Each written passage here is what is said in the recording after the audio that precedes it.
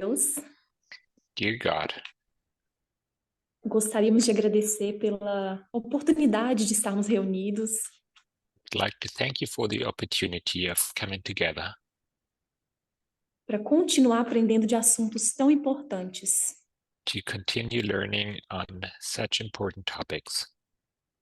Pedimos que abra nossa mente We ask you to open our minds para que nós possamos entender tudo o que o Senhor deseja ensinar.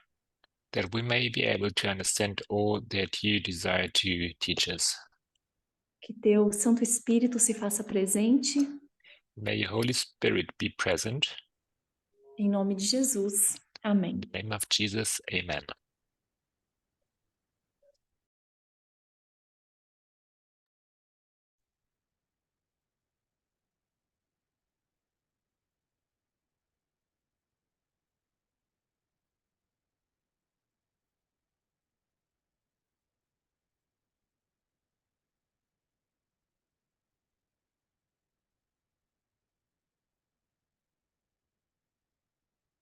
I want to welcome everybody back to my second presentation.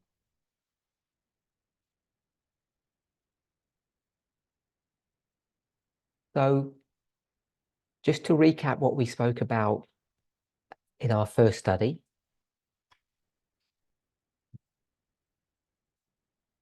I wanted to try to answer some questions that I received.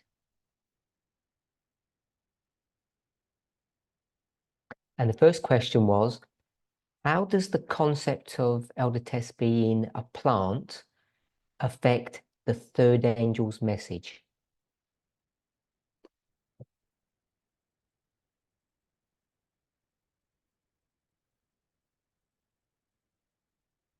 And what I didn't focus on yesterday, which was part of the question,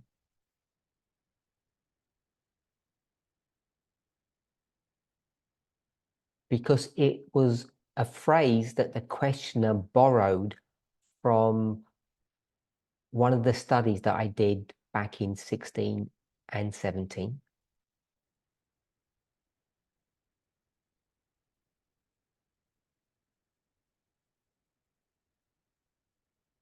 So yesterday we used the concept or idea of observers or the audience and participants or actors.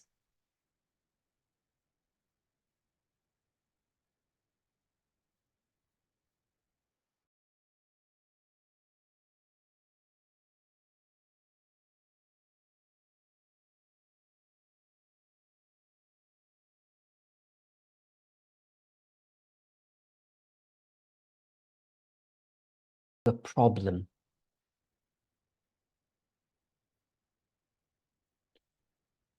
And what I tried to portray in that statement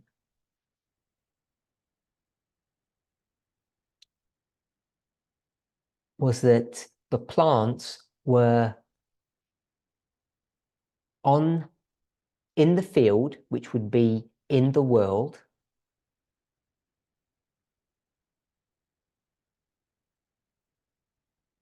and they were receiving things from the servants, which would be angels.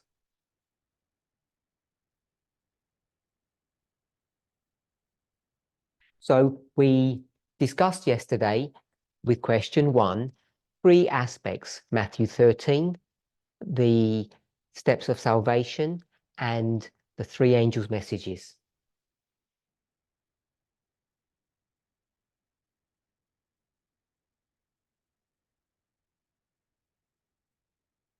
And we spent quite a lot of time developing and explaining how that study was put together.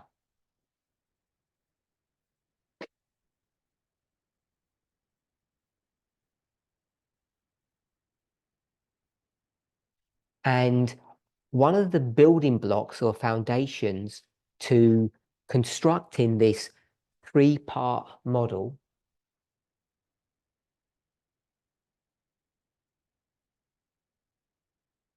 was to understand the difference and the relationship between the words and the structure.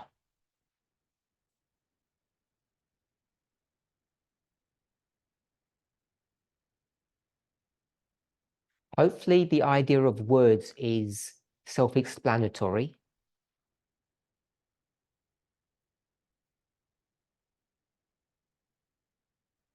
The structure can be comprised of various elements of different concepts.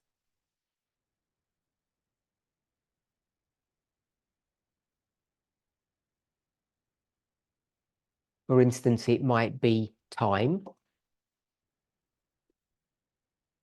It might be numbers. It could be a chiasm. And so we take both of those elements to try to develop robust models.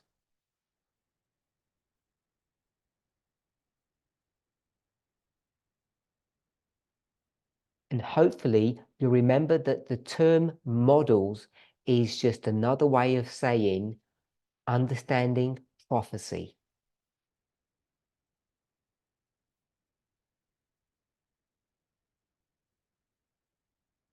Sometimes I might use the phrase a prophetic model or a theological model.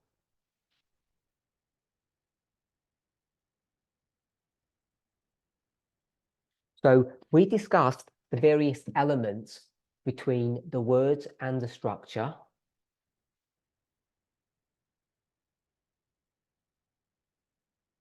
And you remember that we spoke about the book and waymarks.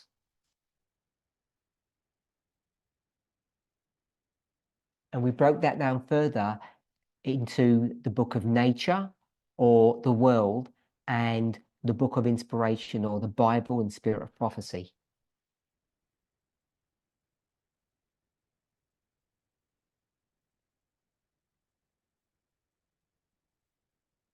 And obviously these waymarks end up becoming lines.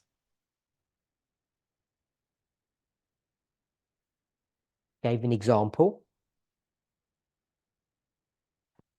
Example was 9/11, 2001.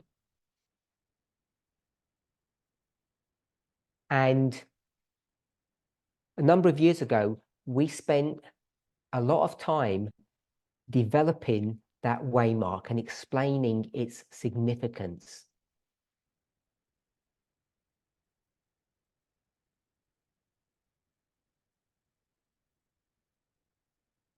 So I'm going to ask a question so you can respond on the chat. Why did we spend so much time with the 9/11 waymark?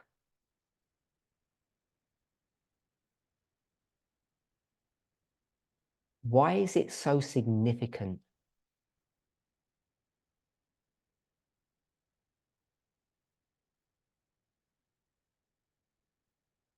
Someone has said it's because it's a harbinger. That's correct, but that's not the answer that we spoke of yesterday.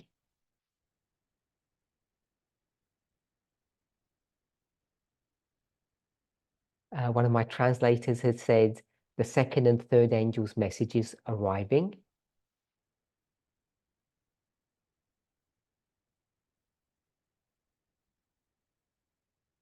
People have said confirms line upon line methodology or the structure.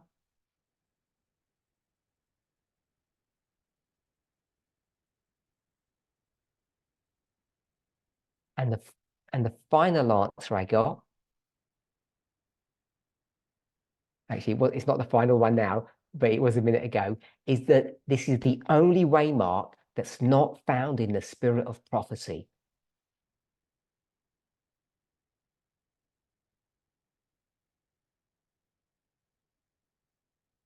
Okay, so several people have given that answer now. So separate to being a harbinger or the arrival of the second and third angel's messages,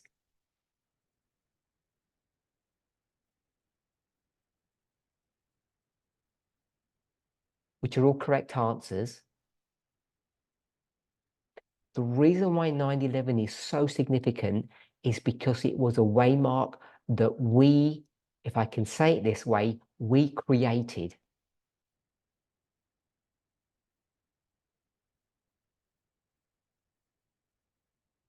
All the other four, which I hope we all know, you can easily find an inspiration in the spirit of prophecy. That's the time of the end, the Sunday law, the loud cry. Sorry, we'll skip the loud cry. We'll go to the close of probation and the second advent, because the loud cry is an intermediary waymark. It's not one of the primary ones.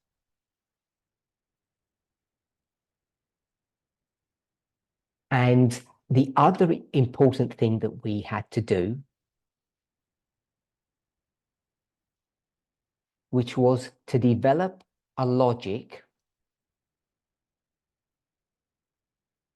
And if you're going to develop a logic or an argument, you have to use the words and the structure.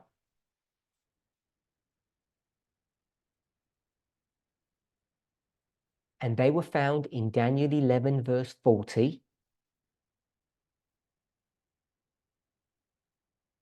Where we had to develop, or I used to use the word create, a new time of the end.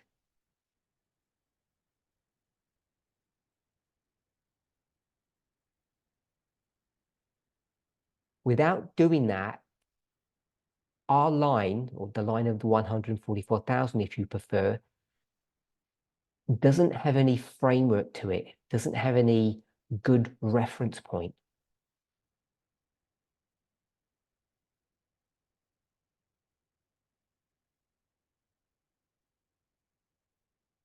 And what you're left doing is trying to understand what was going on between 1798 and, we'll say, the Sunday law.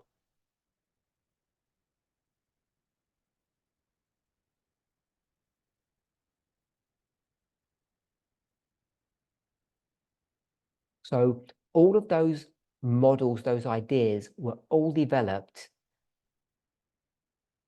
7 or 8 years ago. They're all in the public record.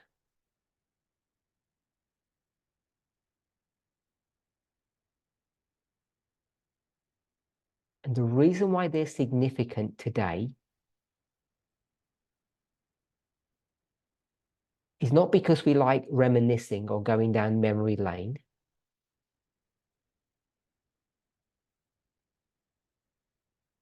It's because they serve as an anchor or a reference point to ensure we don't make mistakes when we come up with new ideas or new thoughts.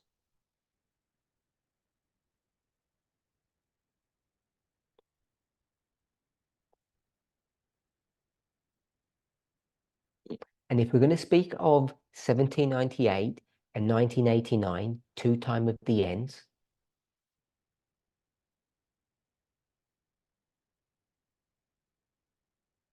it would be remiss of me, which means it would be wrong of me, to not remind us of something.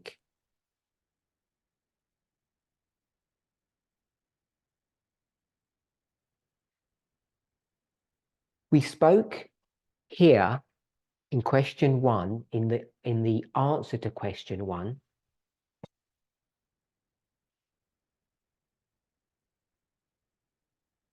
what makes our understanding of Matthew 13 so strong? How can we be so sure of it?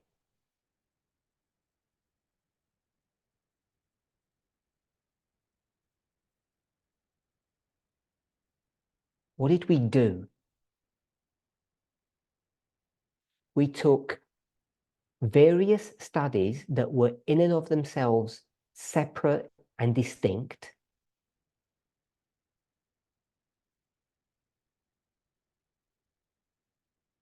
and brought them together. And they support one another And if you can develop an holistic model that brings all of these components together, agriculture, salvation, the angels, which is another way of saying the everlasting gospel.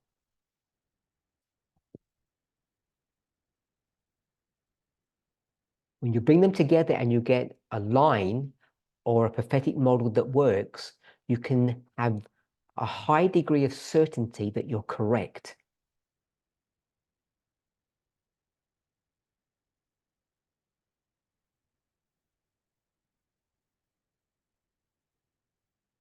So we're speaking about 9/11.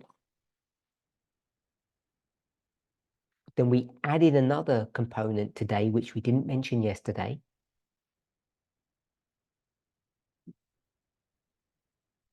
Time of the ends. We will call it our time of the end. And I'm going to call it Smith's time of the end.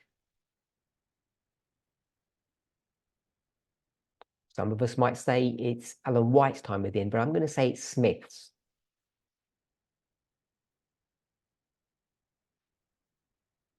So if I use the phrase back in the day, that would mean early studies that we used to do.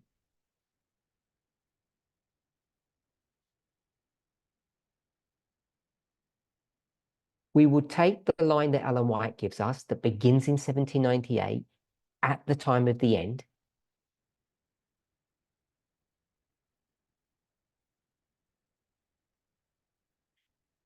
And we would do some clever things with that.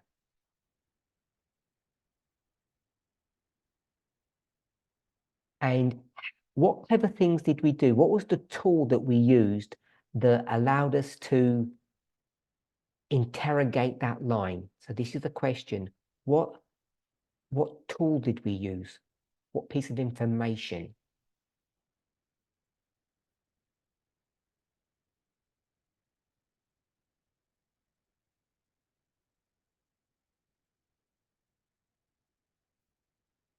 If I say it specifically, I'll give the answer away. Not typology. No, someone said typology.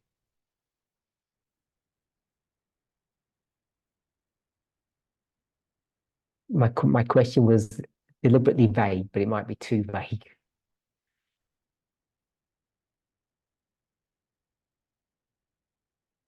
Okay, I'll wait for one answer more, or if not, I'll give you my thoughts.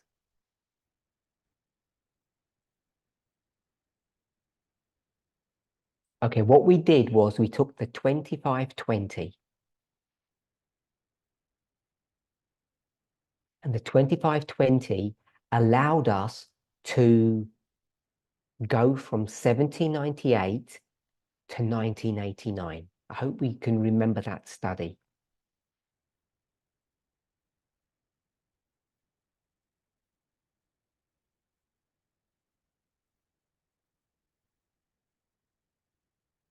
But by and large, we had two lines, the 1798 line and the 1989 line.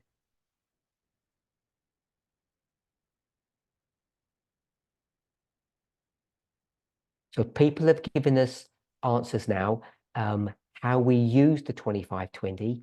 We got 126, we turned them into years from 1863 to 1989.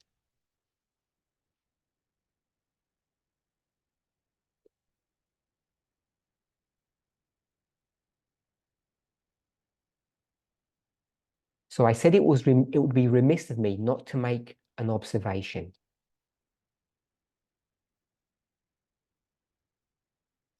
Why is the study of Acts 27 so robust? Why is it so good?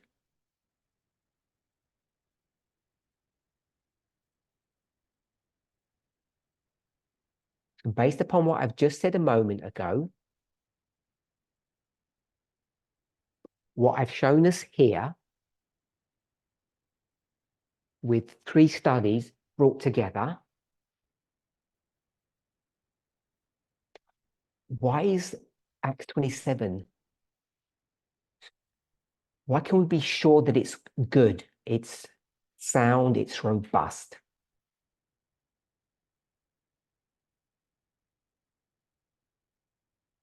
Okay, so people have given some really good answers. Many of them are correct, but I'm going to go with the answer that says 2 times of the ends. So if we had 2 times of the ends, where did we get the 2 times of the ends in Acts 27?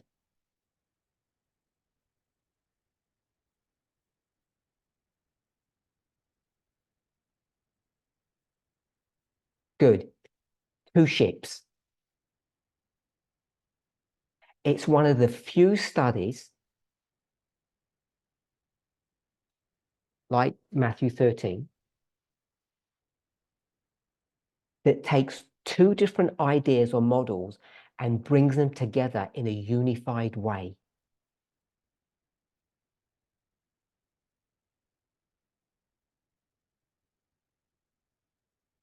So you get 2 different stories from 2 ships, and you bring them together. And we could say, based upon what I said a moment ago, one of them would be Smith's ship and one of them would be our ship.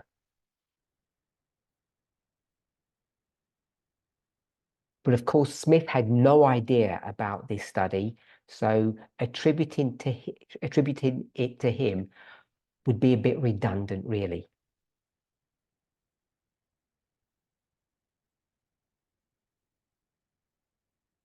So the reason why that is such a powerful technique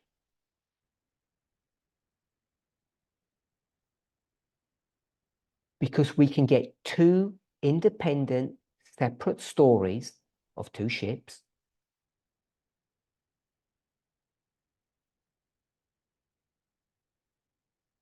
and bring them together to the same conclusion or the same end. And because they overlap one another,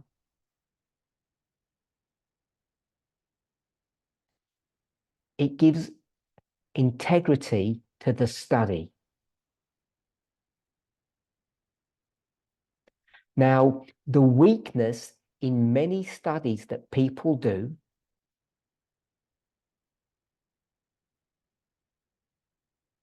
that people have done in the past,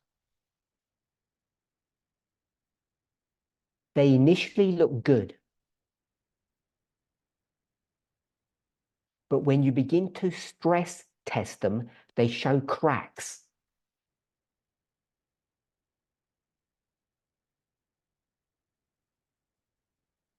So a stress test is when you begin to investigate.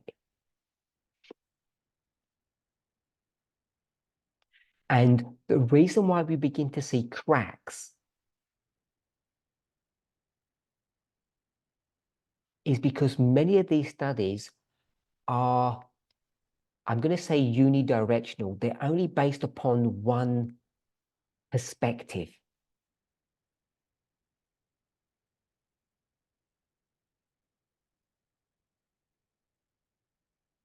And if you can get a completely different reference point or idea and overlay that and get it to match,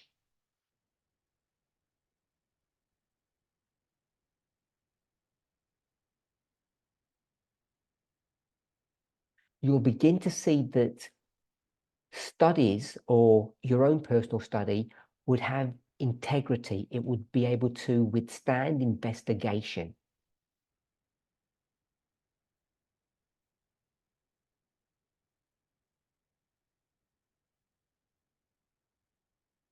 That's why Matthew 13 or Acts 27 have stood the test of time.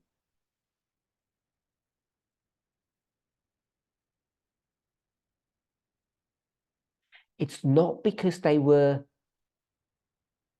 created or developed or taught, created, developed, taught.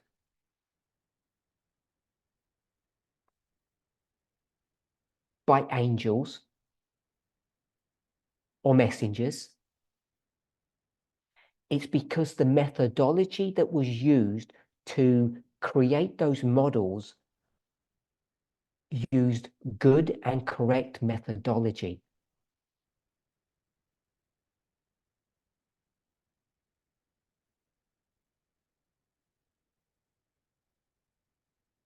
And that's what tends to be lacking in many good studies today.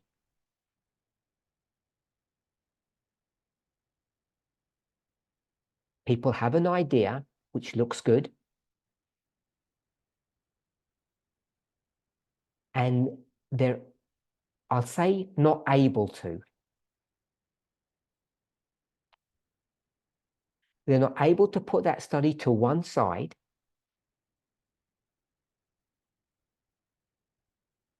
and try to find a different model or a different approach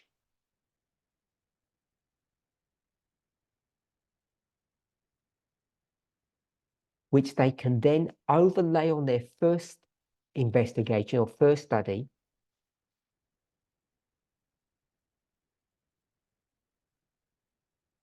to give it integrity.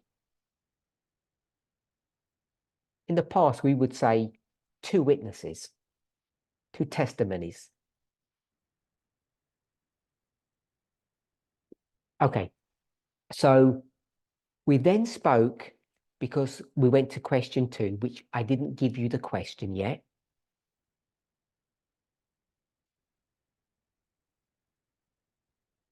But I said it's about radical feminism. So it's not on the board at the moment. I erased it. So if you have a mental picture of yesterday, I'd written radical feminism above liberal feminism.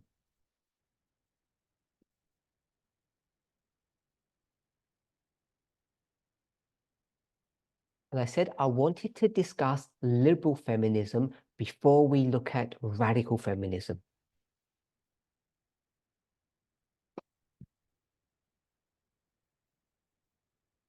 The reason I wanted to do that is because I think some of us, not all of us, but some of us have an incorrect understanding of what liberal feminism is.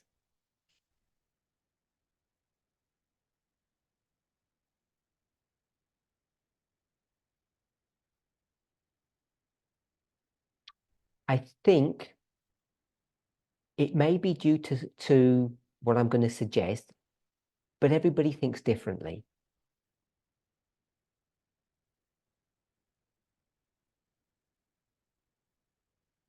Almost all of us are ex-Adventists.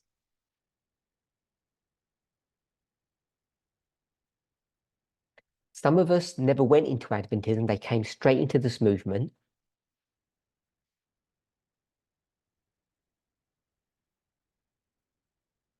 I hope the next statement isn't too provocative.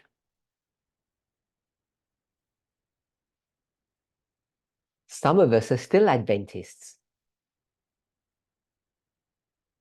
And bad on you if you are. So have a think about that if you don't like that statement. Okay, so Adventism, there's always been this tension between the liberals and the conservatives. And the way most Adventists define that tension or that struggle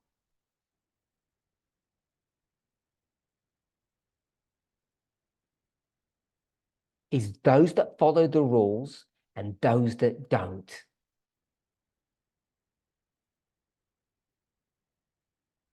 It's not about people not knowing the rules.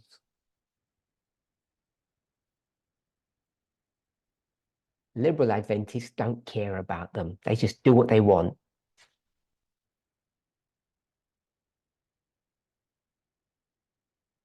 And conservatives wag their fingers and point because these liberals don't care about the standards. And that model of conservative and liberalism, of conservatism and liberalism,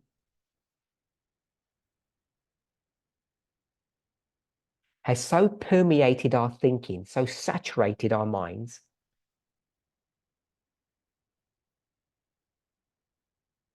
that when we see the word liberal, it must be bad. People who don't follow the rules. Okay, but yesterday we understood, we learned that it means nothing of the sort. In fact, liberal feminists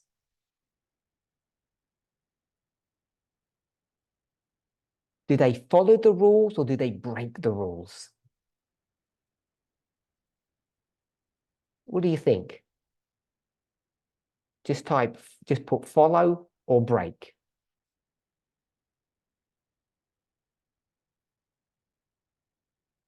Okay, so I've got 2 follows, 3 follows. Someone said break, follow. Okay, so we'll stop there. I agree, they follow the rules.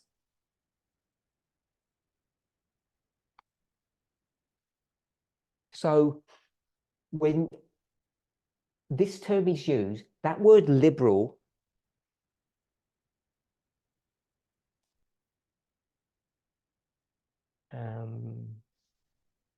someone put a hand up. I don't know who's put that hand up. That word liberal actually means liberty. And that's where the confusion begins. So we try to discuss, what does this mean, this term liberal feminism? And we only looked at the word liberal. We didn't look at feminism.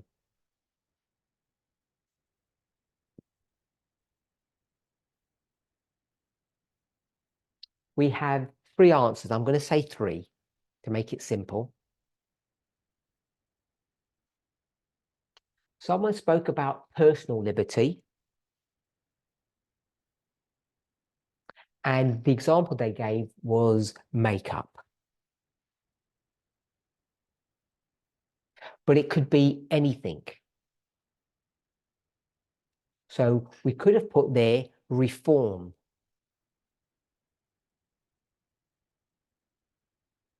What you wear, how you look, what you eat, your job, where you live, what you do with your money. We could encapsulate all of those ideas and just use the word reform.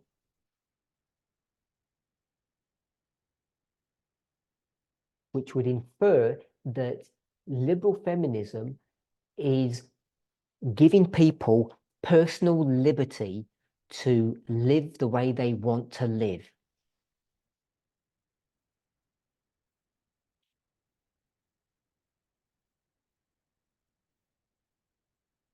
I'm going to phrase it this way. Beginning around 2019, this movement had growth pains.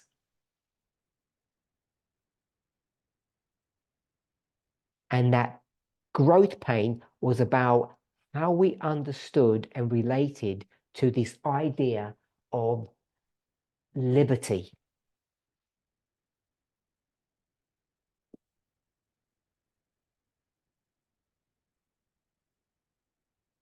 So we had another answer, which was related to the personal and the political.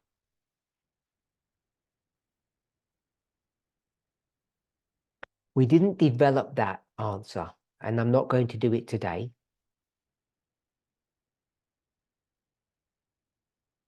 And we focused on the third, which is politics, not personal.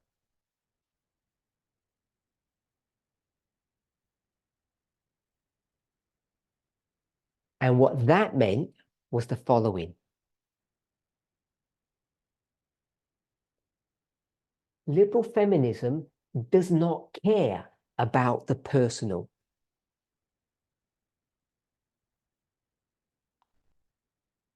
And what I mean by that is that individually, we are expected to sacrifice.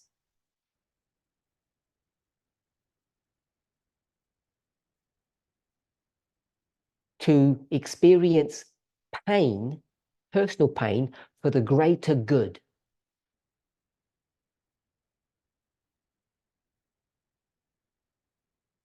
So we've got sacrifice. Without personal pain, you can't get movement gain.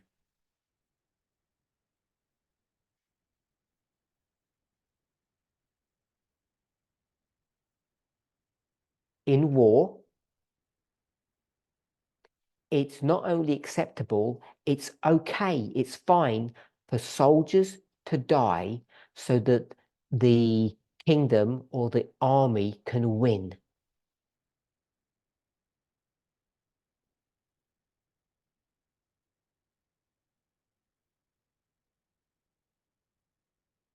And we borrow the term which was said, just do it.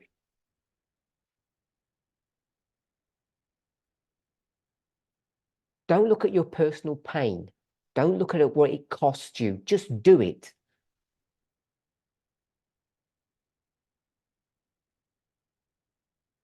But then we look at the politics or political.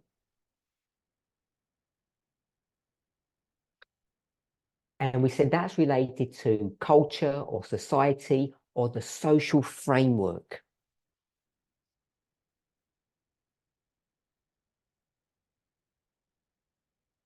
So is liberal feminism, with that definition, something that is good or something that is bad?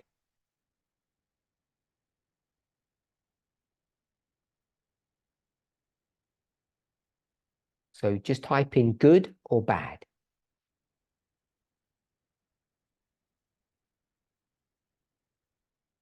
So we've got bad, bad, good, good.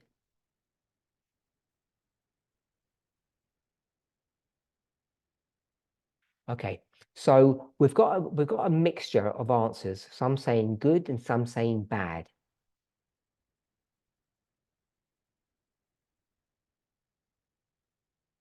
So we don't have the opportunity to talk, but for those of you who have said bad, I wonder why you think it's bad.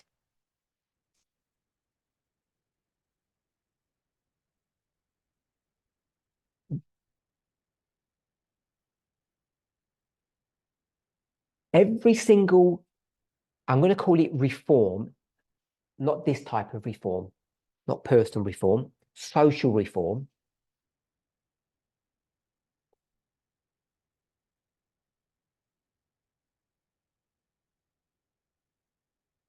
Every social reform that we have,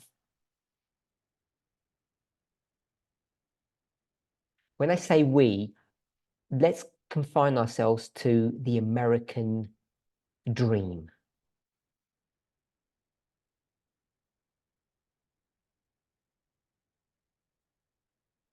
Where did they come from? How were they afforded us?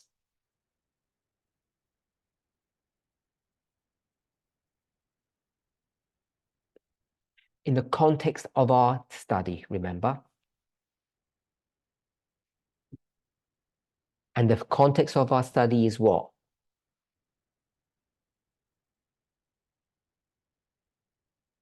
Who knows what the context of our study is?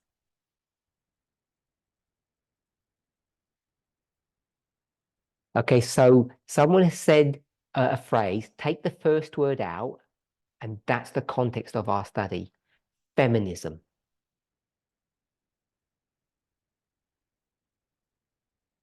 Not the types of feminism, but it's feminism. So all the rights I'm going to say that we have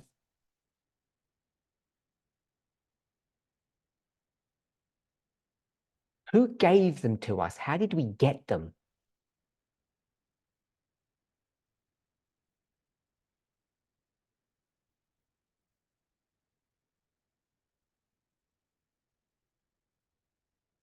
Okay, so we've got really good answers. People have spoken about sacrifice, etc., struggle.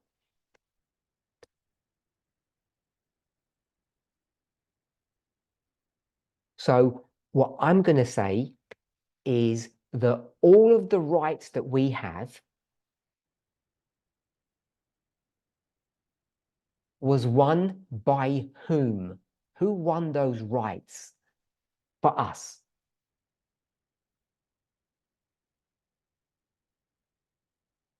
Not God. Yes, women, but we can't just say just women. It's on the board. Liberal feminists.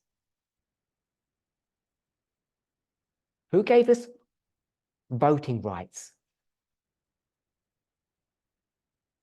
It was liberal feminists. Who gave us abortion rights?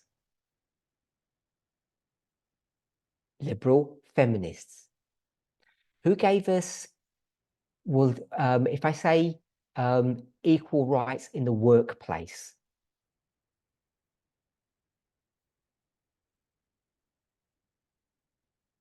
Liberal feminists have done everything that we now have today. They are the ones that gave us this. We're in this place now because of them. Sorry, that was a bit long.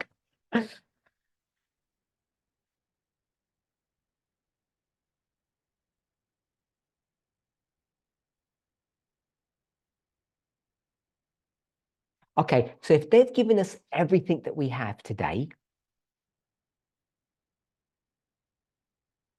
why are some of us saying, oh, it's bad?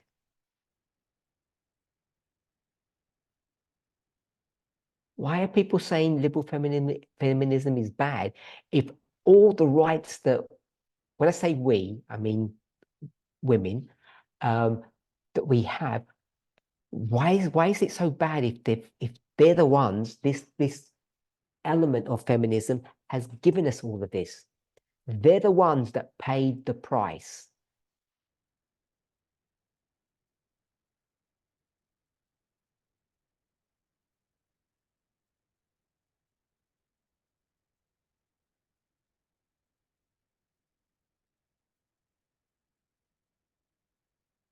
So someone has said because it left out various elements of society.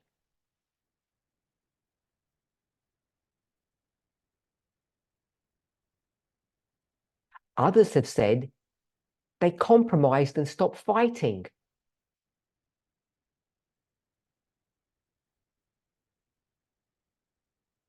Others have said that liberal feminism was incomplete.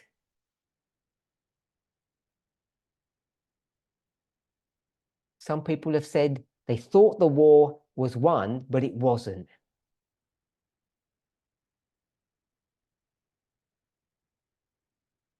And someone said something about their brains, which I won't mention. I like that answer. Okay, I'm going to go with this answer. I have to scroll back a bit.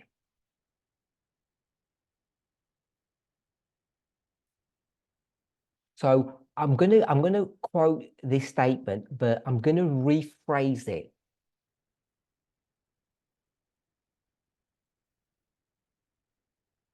Because I think the answer is almost correct, but I just want to add a nuance to it.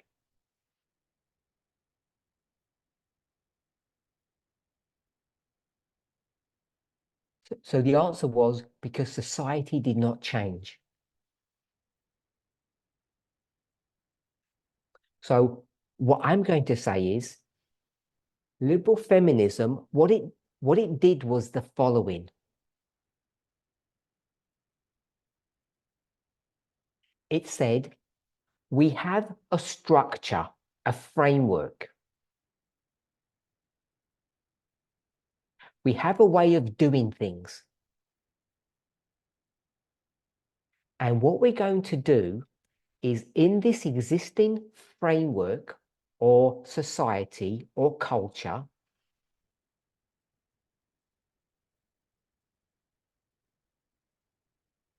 whatever you want to call it, what you have that is existing, that is there,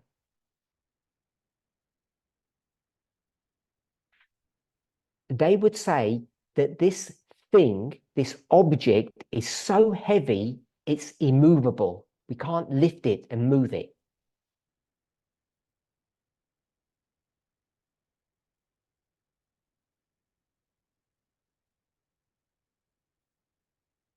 If you try to put a hammer and chisel to it, it won't break.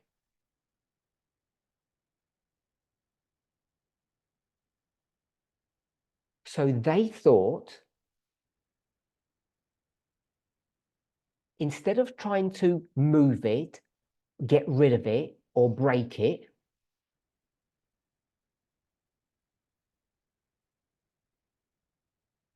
which we, the liberal feminists, can't do,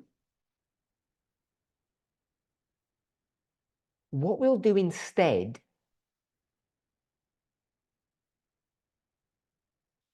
I just want to say one thing. Someone said they stopped fighting and they compromised, and I don't think that's true.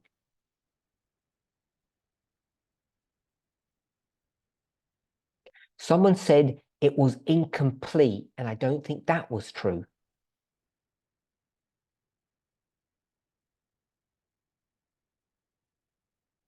Someone said it was incomplete or it wasn't finished, and I don't think that's correct.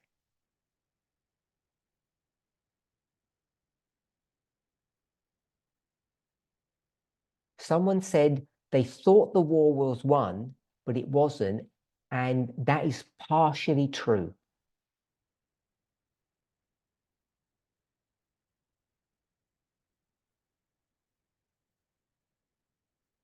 And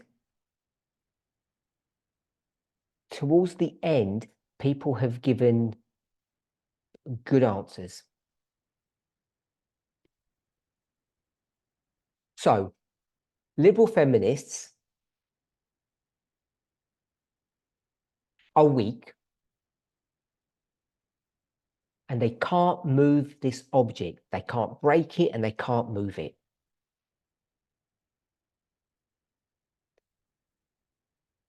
So I said that they're weak, but they have some strength. So instead of trying to move it or break it, what is the it? The it is the social framework. They cannot change the social framework. They don't have the strength to do it.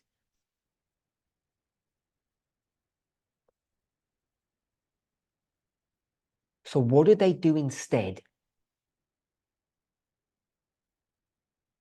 They are pragmatic.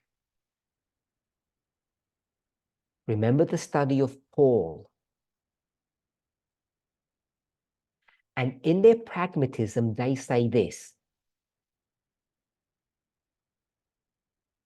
we won't fight against the system. We will work with the system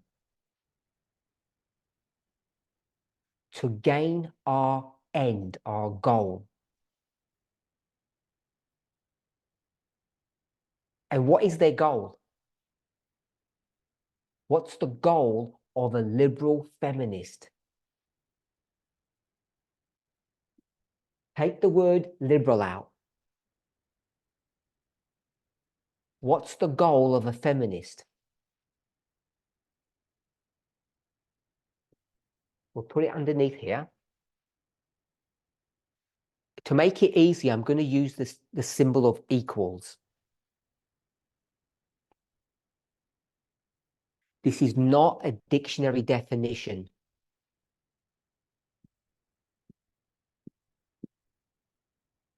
Feminism equals equality.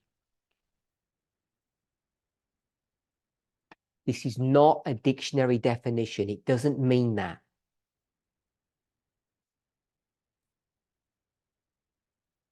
So their goal is to achieve equality. And they say we can't achieve equality without doing something.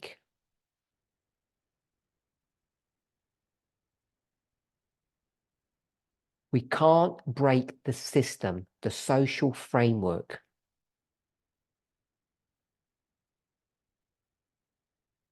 So if I can ask people to stop responding, because I can't keep up with the messages.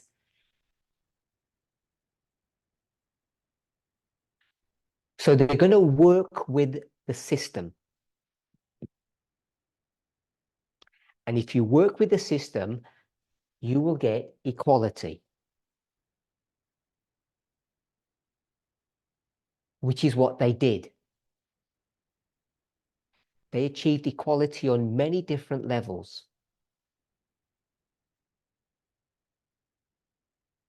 And as many of you have pointed out,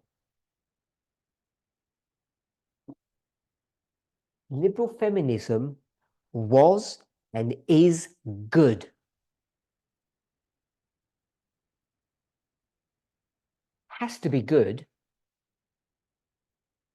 because all the women in our movement can vote today because of liberal feminists. They're the ones that gave you this.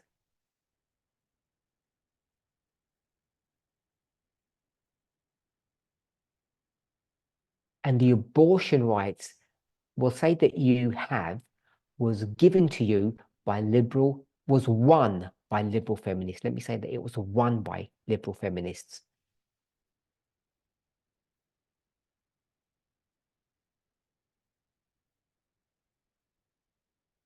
So if voting and abortion rights, we'll just stick with those two, if they were won by liberal feminists, I hope we all agree that they were won by liberal feminists.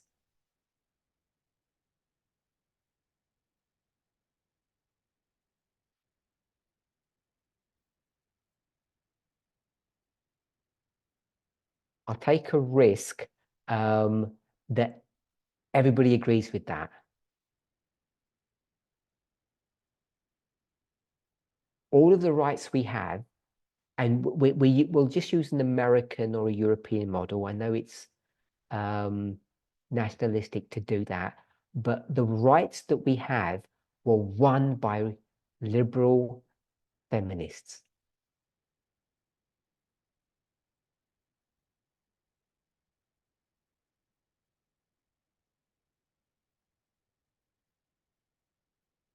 Okay, I've got two people agreeing with me, so I'll go with that.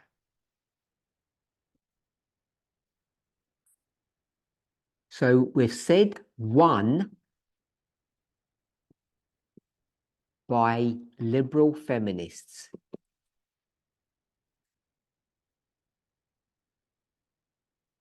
Okay, so if they were won by liberal feminists, all of these rights that we have, this equality,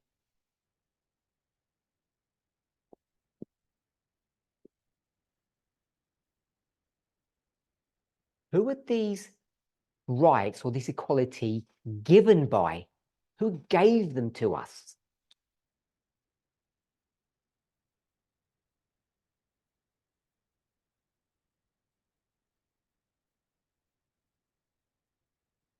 Let's wait for a couple of more answers if I get a couple more.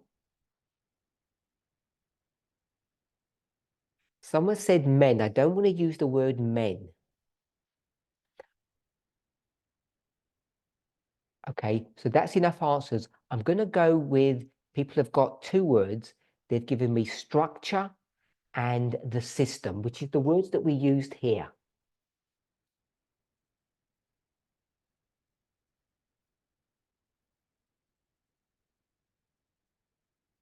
It was won by liberal feminists, but it was given by, we'll call it the social framework.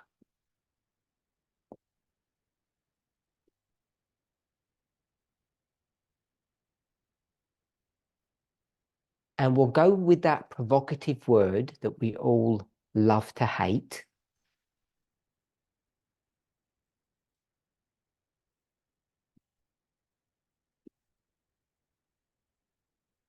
Patriarchy.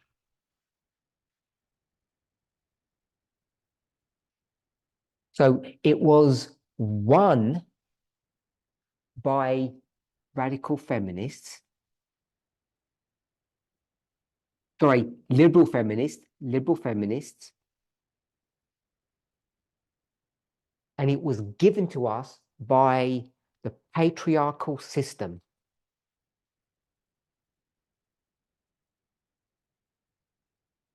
So that might surprise us, but obviously hasn't surprised many of you.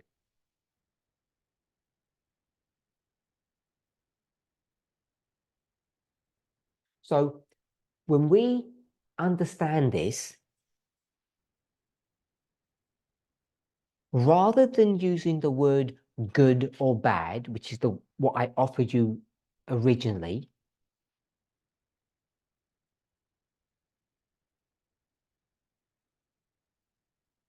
so now we have a working model in the framework, the social framework of patriarchy. We have something that's given to us. We have some rights.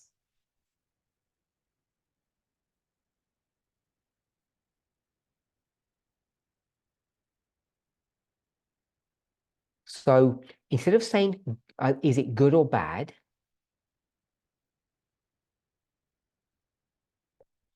Let's ask a different question. Are there any problems with this equality that has been afforded us?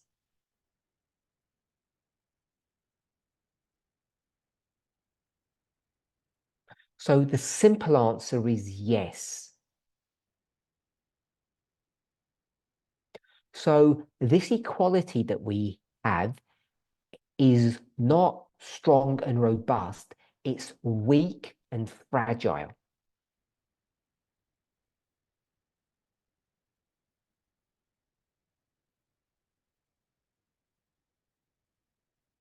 And we could come up with different words or ideas of why it's weak and fragile.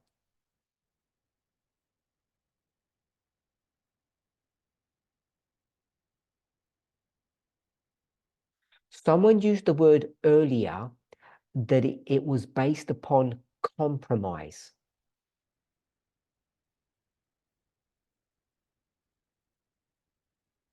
So what I suggested earlier was that the compromise was to actually use the existing system to get your equality.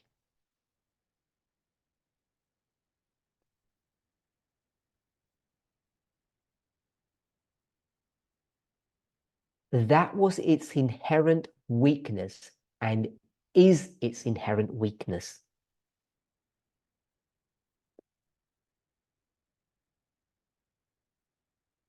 Because it's given to us by a social framework.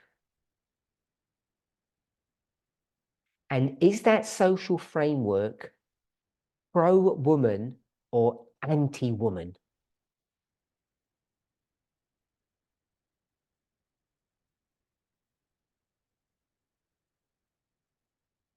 It's inherently anti-woman.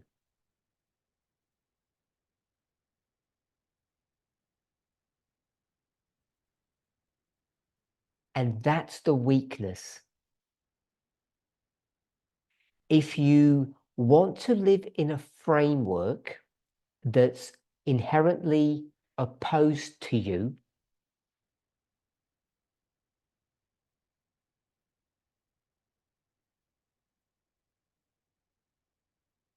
anything that that system gives you that you won from it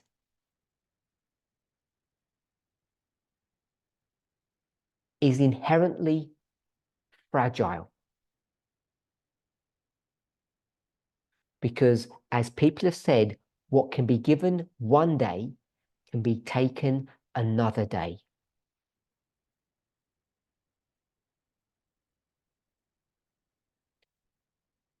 So this feminism, this equality,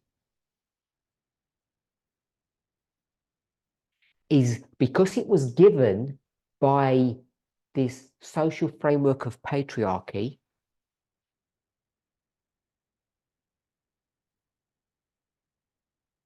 it's inherently fragile. Because its fragility is based upon people's reading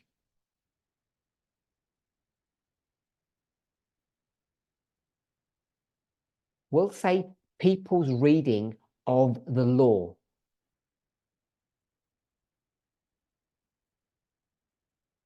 And one patriarch might read the law one way, and then a few years later, that patriarch's son will read the law a different way. So therefore, this is how you can see its inherent weakness.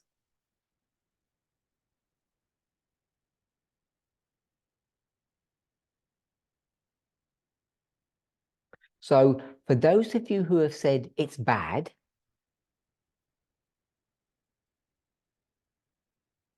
I want you to take your words back. And if you're not going to take them back yet, maybe as we discuss the subject in the future, you'll be willing to take it back then.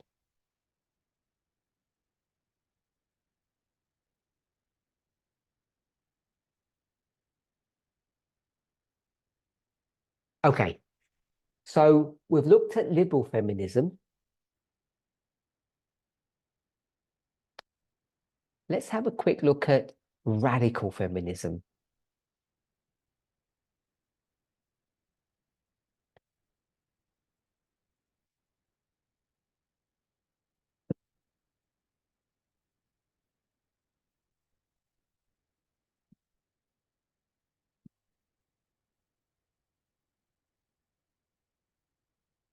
So let's have a think about radical feminism.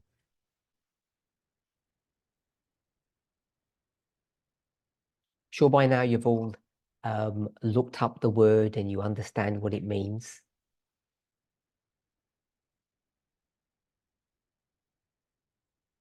So last time I did a presentation on this subject.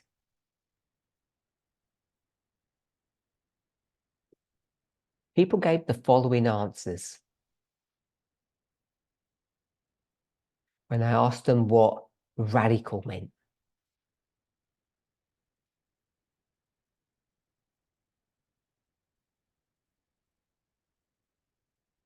They said it means extremist,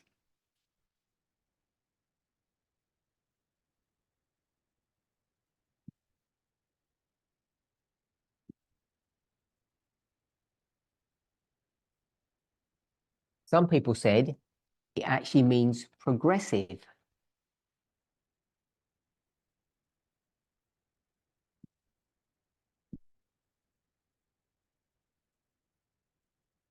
Some people said it meant modernist.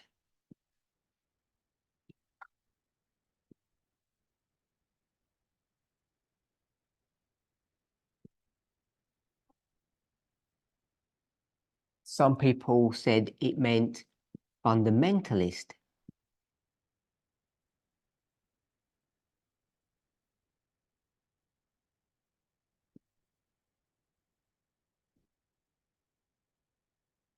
Some people said it meant being inflexible.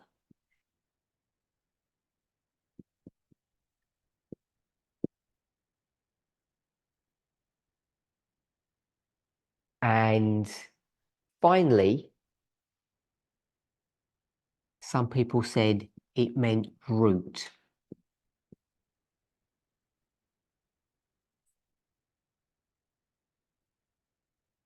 So tell me what you think the word radical means.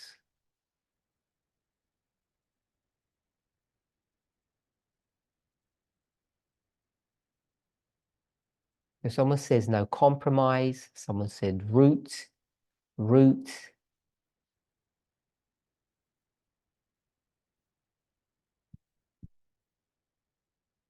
Someone said personal is political. Someone said it means to completely abolish the social framework.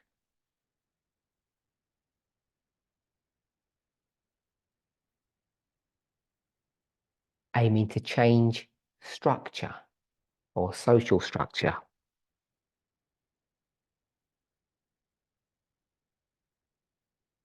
Okay, so many people have gone for the word root.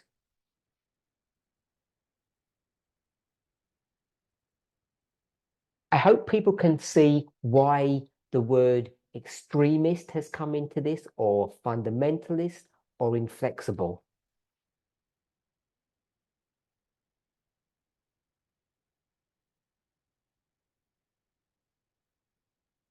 Because when you take a subject, don't look at feminism, just any subject,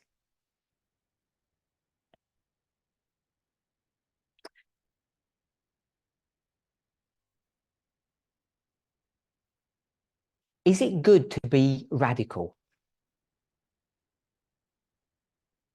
Who agrees that we should be radical, not liberal?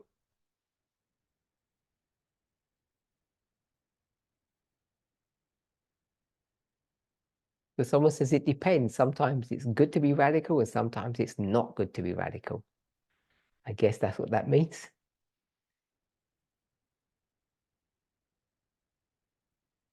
Okay, so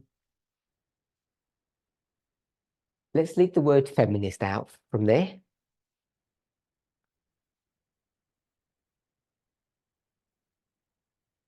Let's think about reforms. Diet.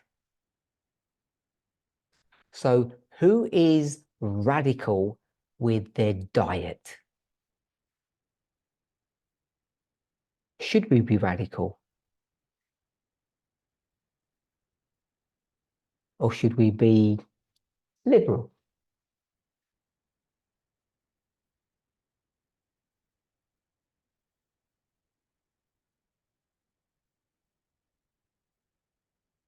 So we're using our standard definition of root for radical, and liberal means working within the existing frameworks to achieve things.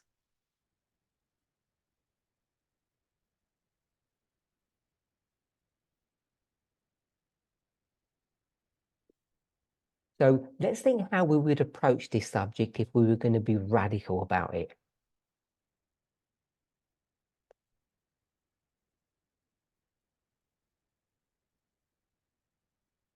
What we would do is see what everybody eats.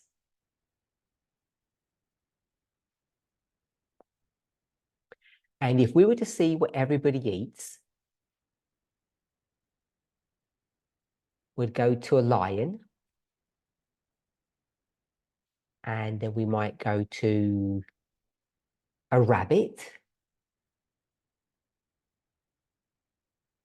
And if we were to be radical, what would we be saying about these various diets?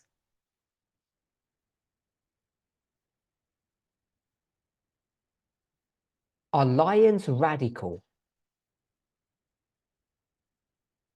Can't keep on saying it depends, because that's not going to get us anywhere. So someone says, yes, lions are radical. And some people are saying lions are not radical. Okay, so for those who have said lions are not radical, I guess what they're doing is the following,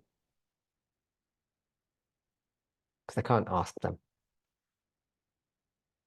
They will look at the lion's diet and they will go to the root.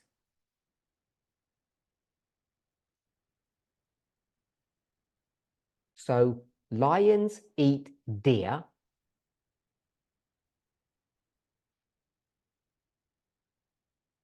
And deer eat grass.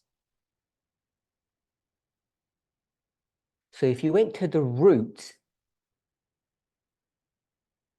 where does it all come from? All of this food that lions eat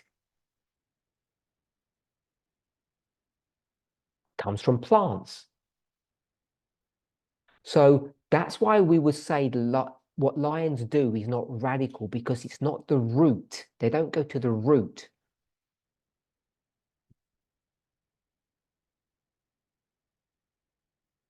They're liberal. They work within the existing framework.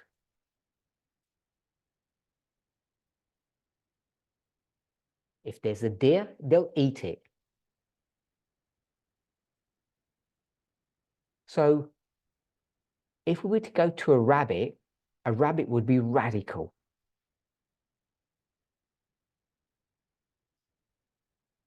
Because it goes to the root. Plants. So if we agree that we should be radical in diet, in other aspects of our lives, then when it comes to the subject of feminism, should we be radical about that?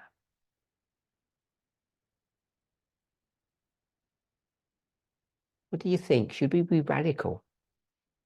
Okay, some people are saying yes, we should be radical. So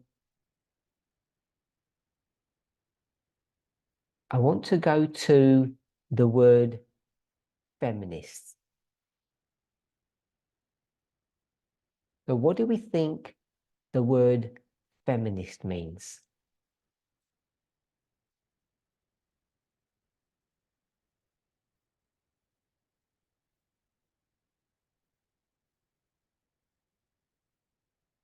Tell me what you think feminist means.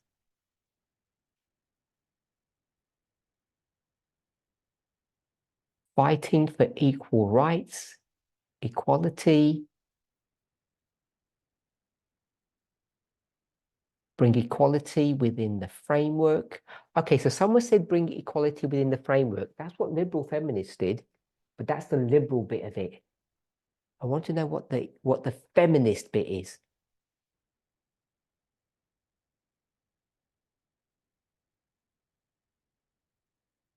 And you can't say it.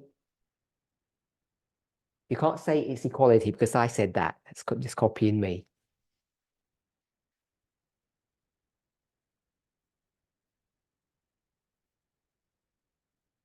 Equality for people from the point of view of the oppressed. Equality for the oppressed, equality for all genders.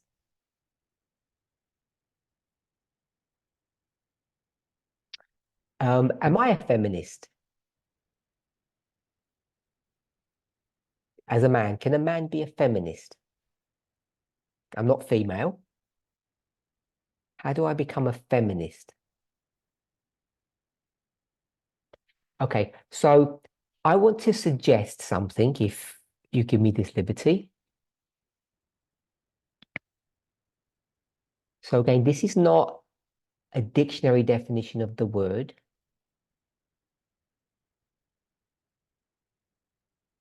But it's trying to portray a concept or an idea.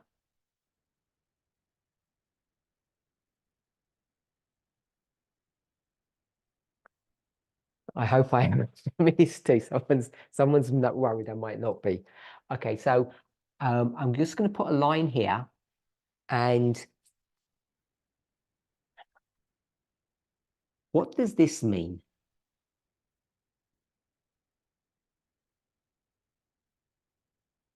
What does I don't know if it works well in your various languages, but it works well in English. BLM.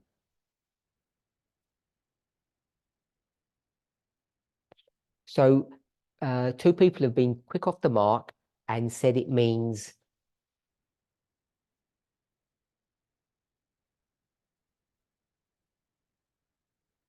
Black Lives Matter. And of course, it doesn't really matter. Sorry, it doesn't really mean that, does it?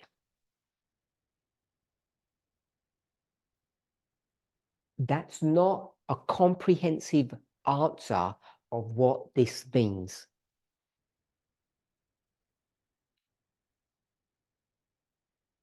So don't give me your responses. I'm going to suggest something. I'm going to say this phrase here, BLM, means Black Lives Matter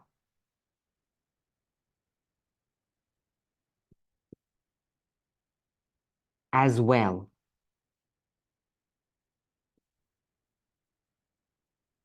And they missed that bit out because it would get too long. And if I said as well, that doesn't complete a sentence, so it doesn't give you enough information. So what's missing from here? Don't answer. Black Lives Matter as well, or we could say as much as white lives.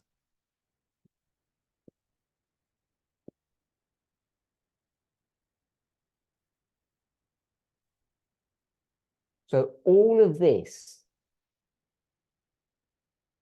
BLM, AW, AWL, which is really long, got condensed into this nice little phrase, BLM.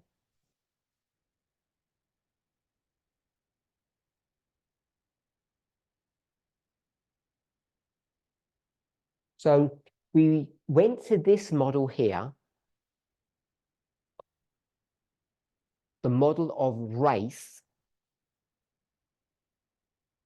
so that we could learn something from the subject that we're investigating.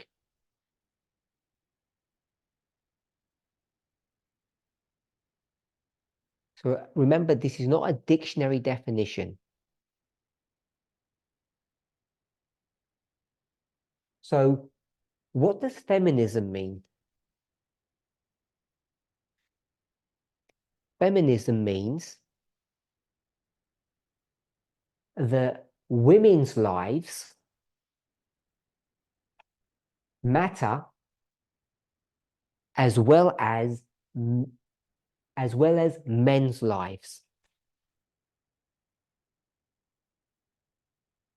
So that's the definition that I would like us to use, at least for this study.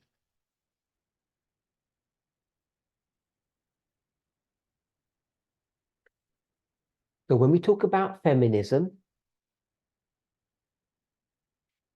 it's saying that women's lives matter as well as men's lives.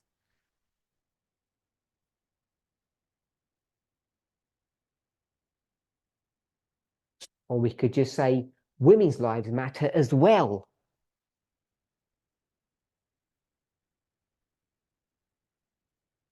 So if we're okay with that working definition,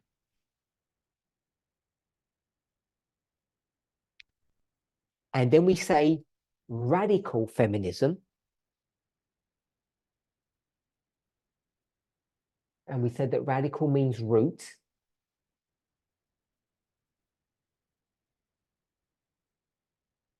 or we could say the origin.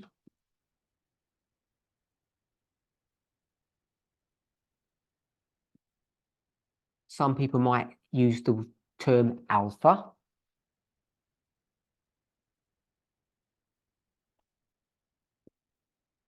Some people might say the heart of the matter.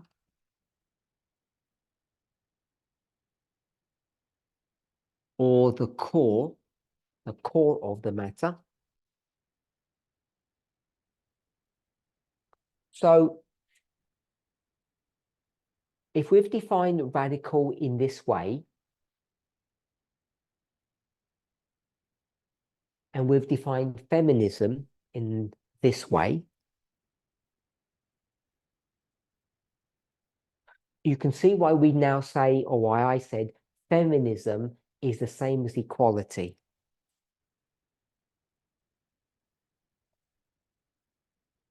Because Black lives are equal to white lives. They're the same. That's why we can say feminism is saying that women are equal to men.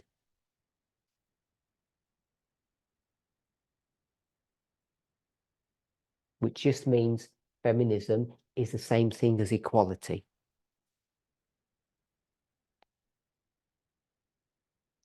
So, what's the difference between radical feminism and liberal feminism?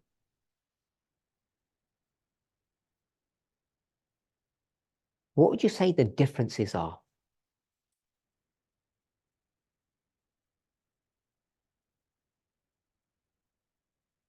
So someone says it's inclusive of all.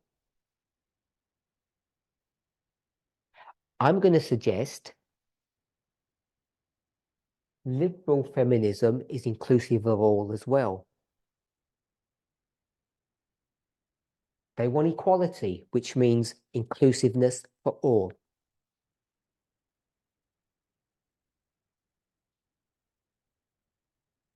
Someone says the personal is political.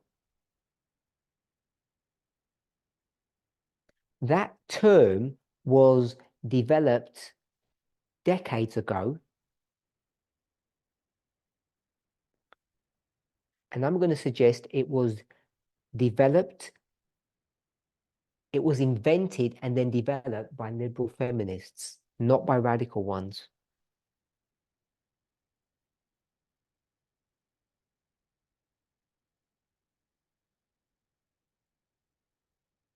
So we've got various answers. So if we can stop giving answers now so I can just catch up.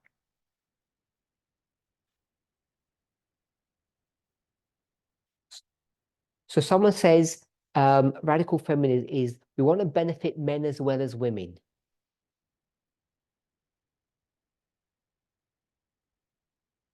That's what liberal feminism does. Change of heart or mind. So I don't think radical feminism does that any more than liberal feminism does.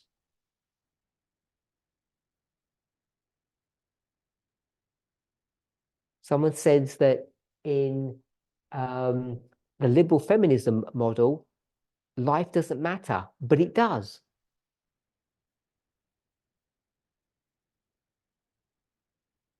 Because it's got equality right there. So people's lives do matter. So I want us to be really clear about what the difference is.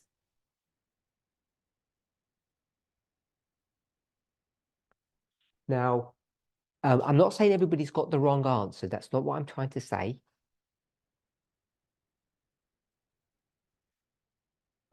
I think various people have got the right answer. So we're going to go with this answer. It's not the only one that was correct, but it phrases it in a very succinct way.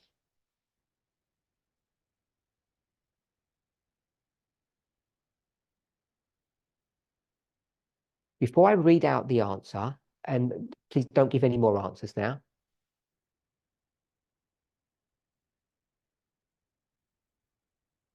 We have to stop looking at liberal feminism as bad.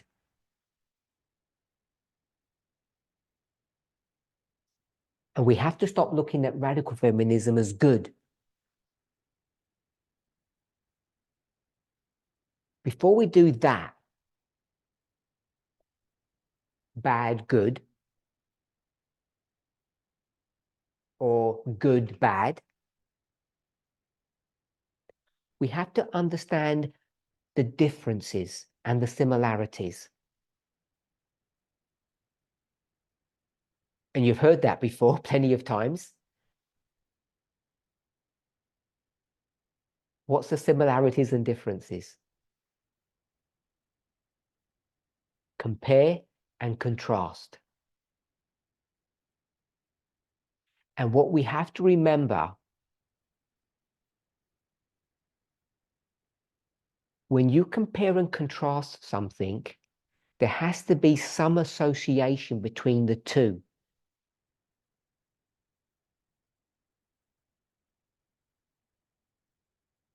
You can't go to Matthew 13, speak about a farmer and a nuclear power plant.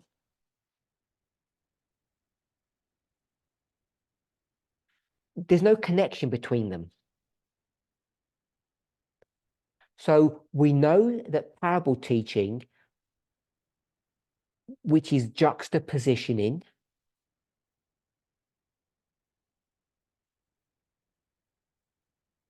forces things together that shouldn't be together.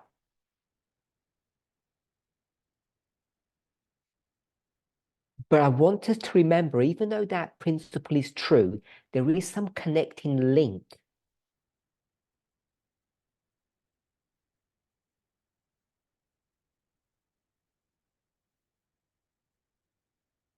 Plants and mathematicians don't connect.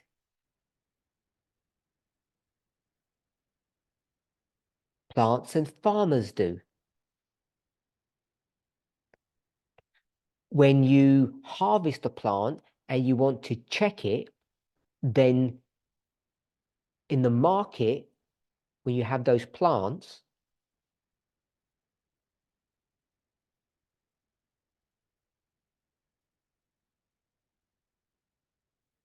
you don't put farmers with them.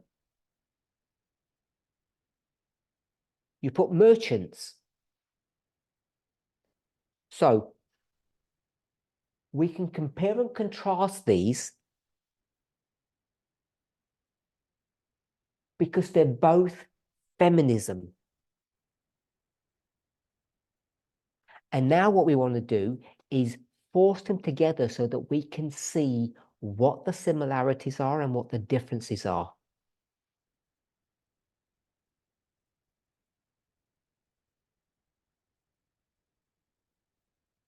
And I asked what the differences are, not the similarities.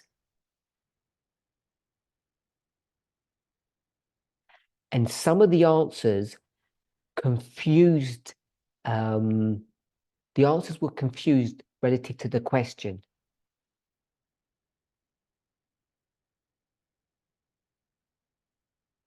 If you want to promote men's rights, which is good, as as well as promote women's rights, which is good,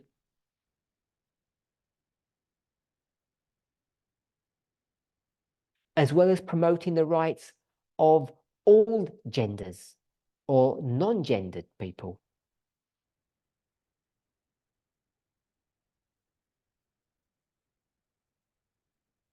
Which one would do that for you? Would it be liberal or radical? And people, some of us at least, seem to be confused on the answer to that important question.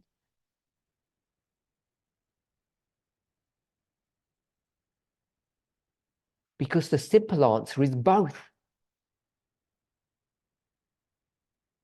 They both give you equality. So they both afford rights to everybody.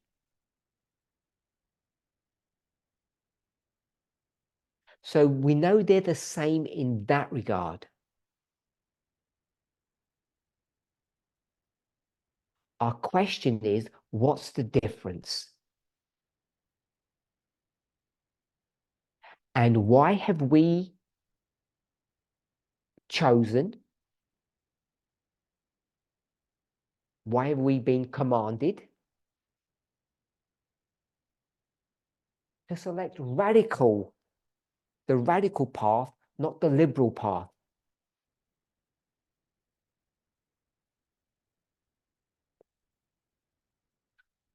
To answer that question, we need to know the difference. So we have run out of time, so I'm going to give the answer quickly, but we'll need to develop it and go over it again in future studies.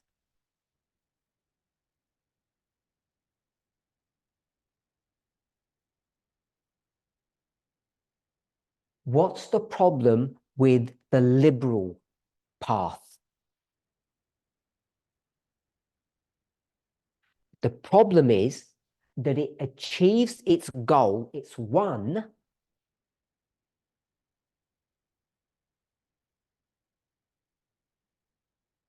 it being equality. Equality is one.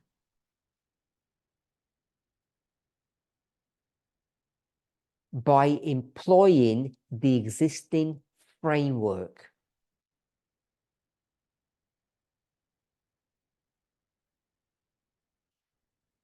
And that's its inherent weakness.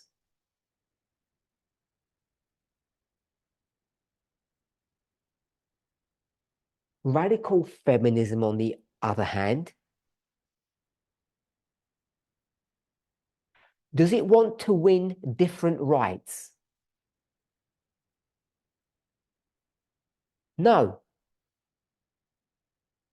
That it wants to win the same rights, not different ones.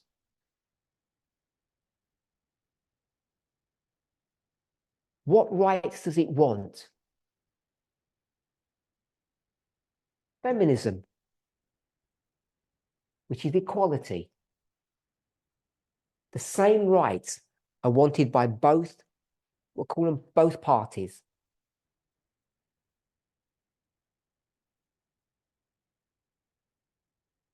This one, the liberal path, is achieved by working with the existing system.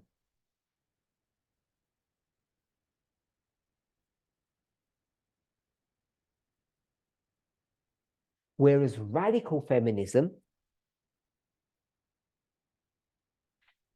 takes a different approach. And I'm going to give the answer that someone wrote on the chat. Liberal works with the system. I'm going to add of patriarchy to achieve equality. I added that bit in too. Does it achieve it? Yes. But it's fragile. On the other hand, radical will go to the root or the heart of the problem. And it will achieve or desire to achieve equality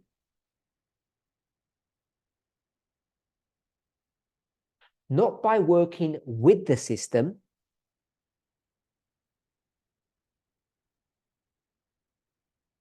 but by dismantling the system.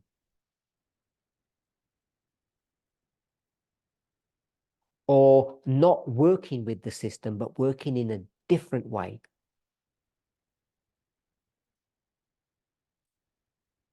So we're going to stop there. But I want us to meditate upon this idea, because it has many implications to our experience and to our message.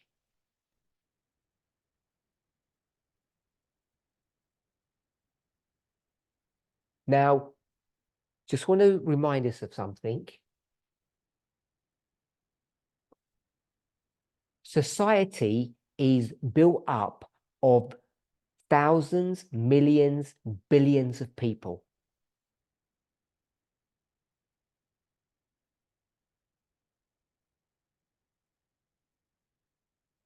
We'll draw a distribution curve.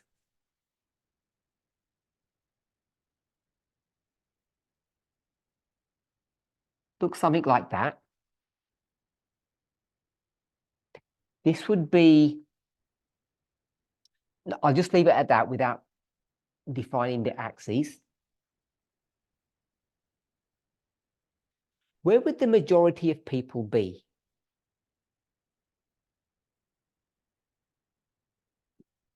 Here.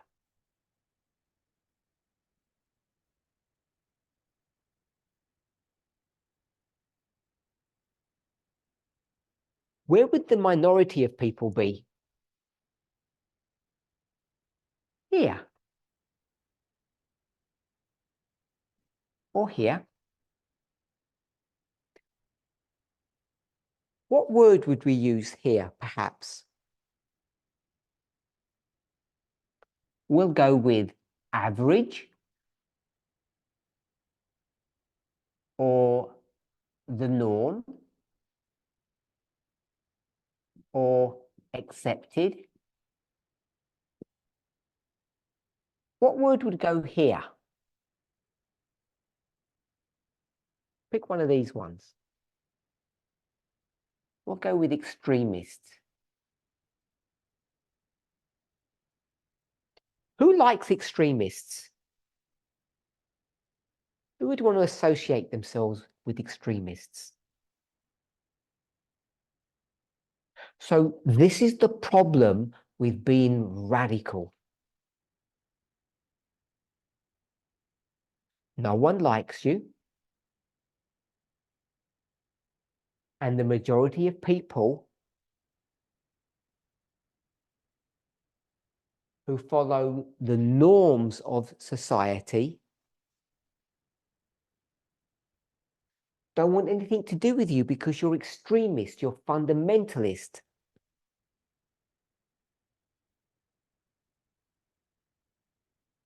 And you're inflexible. That's what this idea of radicalism is.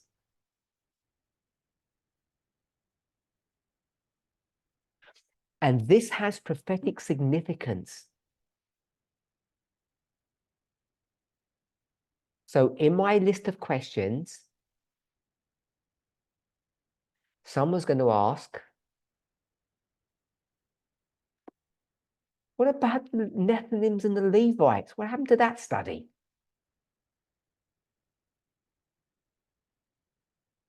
Was there something wrong? Was there a mistake?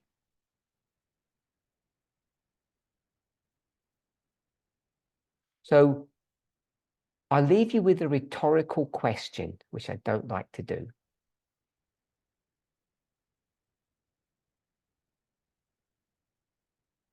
I don't know if you're familiar with the term, you shoot yourself in the foot.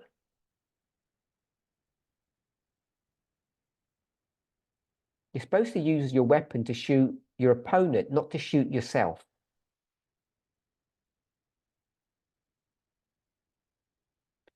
If you wanted to bring Levites and Nethinims into this movement,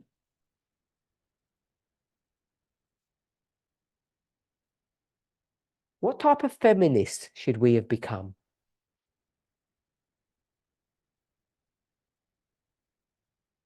Let's close with prayer.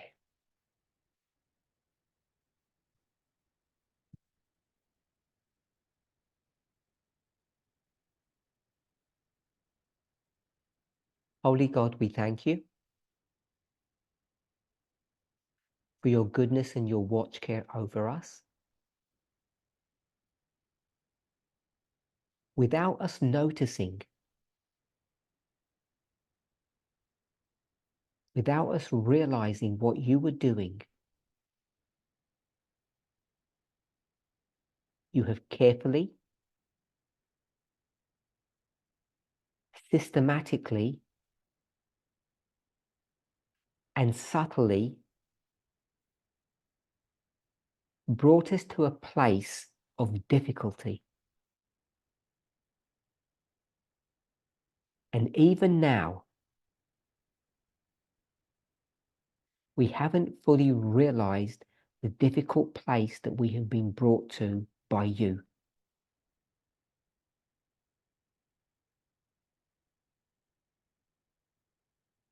Help us to understand our work, our role in this world, our job in the great controversy. Help us to understand who and what we are,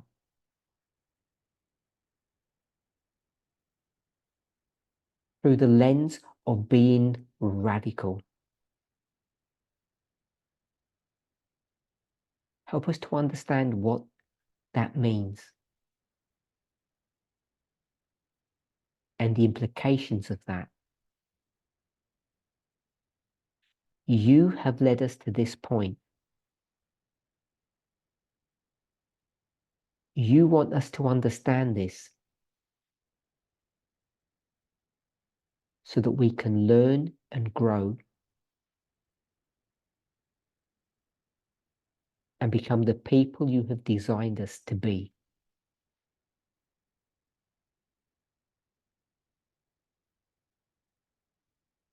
The 144,000. Adventism believes it is radical. But we know today, we are now certain that they are our counterfeit. And when we understand that, you can begin to show us what it means to be truly radical.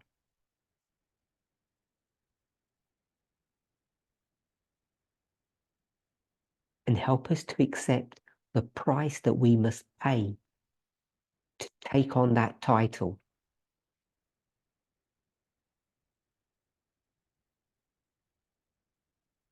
"2,000 years ago, you told us to take up our cross, that bitter pill.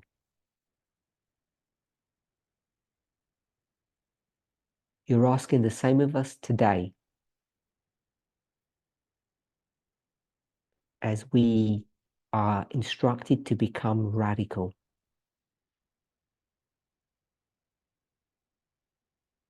Help us to do your will and to understand it. In Jesus' name, amen.